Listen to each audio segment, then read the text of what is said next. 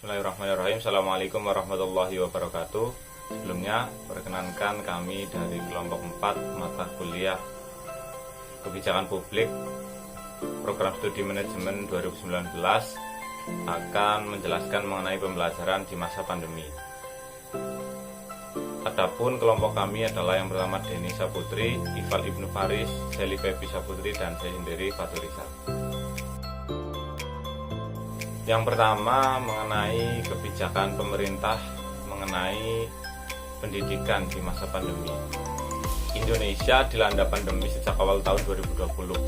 Kemudian pemerintah mengambil kebijakan tentang pendidikan di Indonesia pada pertengahan Maret tahun 2020. Yang pada intinya semua pihak yang berkecimpung di bidang pendidikan dilaksanakan secara daring atau online. Dan setelah dilaksanakan pembelajaran secara daring selama kurang lebih 1 tahun, akhirnya pemerintah mengambil kebijakan untuk melaksanakan uji coba pembelajaran tatap muka dengan tetap mematuhi protokol kesehatan. Kemudian setiap negara memiliki kebijakan di bidang pendidikan yang berbeda-beda, khususnya ketika menghadapi pandemi COVID-19, antara lain Tiongkok, Amerika Serikat, Korea Selatan, kemudian negara-negara di Eropa.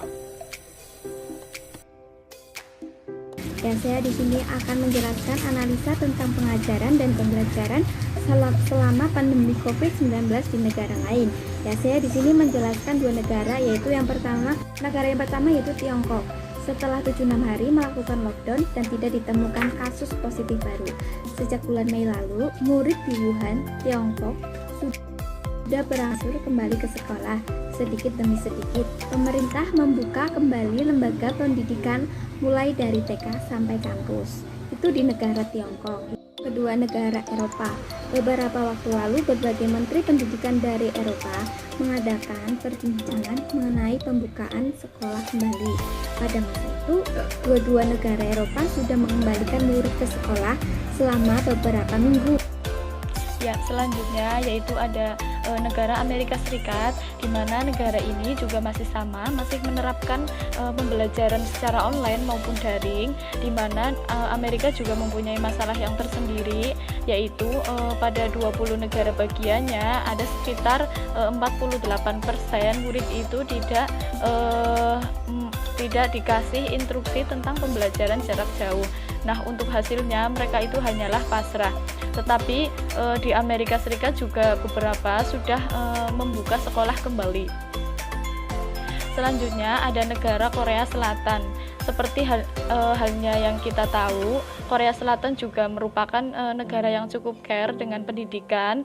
Kampus-kampus di Korea Selatan termasuk Yonsei itu akhirnya membuat pembelajaran jarak jauh seperti rekaman video, live, dan lain-lain. Korea juga saat ini sudah membuka sekolah kembali. Untuk materi yang selanjutnya, di sini ada perbandingan pengajaran di Indonesia dengan negara lain. Yang pertama di sini Indonesia itu lebih menekankan kepada belajar seperti membaca, menulis, dan juga berhitung pada anak usia dini. Sedangkan di luar negeri itu sendiri pendidikan di usia dini itu lebih menekankan kepada kegiatan bermain dan juga berinteraksi untuk mengeksplorasi lingkungannya. Kemudian untuk di siang harinya mayoritas pelajar di Indonesia itu lebih menghabiskan waktunya hanya untuk belajar. Sedangkan di luar negeri pelajar hanya melakukan belajar di kelas sekitar 30-40% saja. Selebihnya dihabiskan untuk bermain dan juga berinteraksi dengan teman-temannya atau dengan lingkungannya.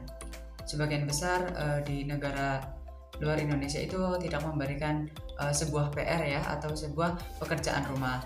Namun di Indonesia hampir setiap sekolah itu akan selalu memberikan tugas yang harus dikerjakan di rumah dari gurunya untuk para siswanya. Tujuannya itu baik ya, untuk menambah pengetahuan dalam kegiatan belajar seperti itu. Tetapi ada juga hal yang negatifnya. Hal yang negatifnya itu juga bisa membuat mereka itu lebih cepat dan juga lebih bosan. Bahkan bisa membuat para siswa-siswa itu lebih merasa tertekan karena terlalu banyak tugas-tugas yang diberikan. Kemudian Indonesia menerapkan ujian akhir sebagai penentu kelulusan, sedangkan di luar negeri itu ditentukan berdasarkan pada akumulasi pembelajaran yang sudah dilakukan setiap harinya. Mungkin itu saja yang dapat kami sampaikan.